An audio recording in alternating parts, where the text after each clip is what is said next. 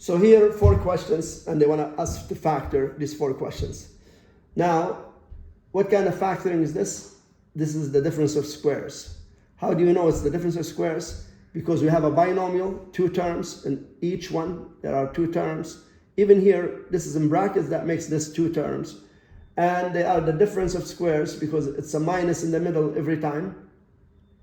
And also both of these are perfect squares every time. So when that's the case, it's the difference of squares. And to factor the difference of squares, all you need to do is just put a negative in one bracket plus in another bracket. Take the square root of x squared, you get x, you put that here and here.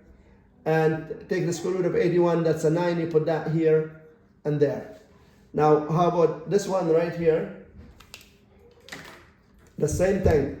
This is the difference of squares. You make one of them plus and one of them minus. Doesn't matter which brackets is the plus and which one is the minus. And then take the square root of 16x squared. That's 4x. So you put that here and here. And take the square root of 25. That's 5. You put that here and here. Now, how about when it's a fraction? Yes, that's a perfect square. All of them are perfect squares in here. And it's the same thing. You apply the same thing. You make one bracket plus and one bracket negative in the middle. Now you take the square root of x squared, that's x. You take the square root of 9, that's 3. So that's x over 3 on both brackets. And then the square root of y squared is y. The square root of 64 is 8. So you write that again in this brackets as well. And that's the answer for this one. How about the third one? The third one looks a little bit more complicated, but you do the same thing. You put a minus in one bracket and a plus in one bracket.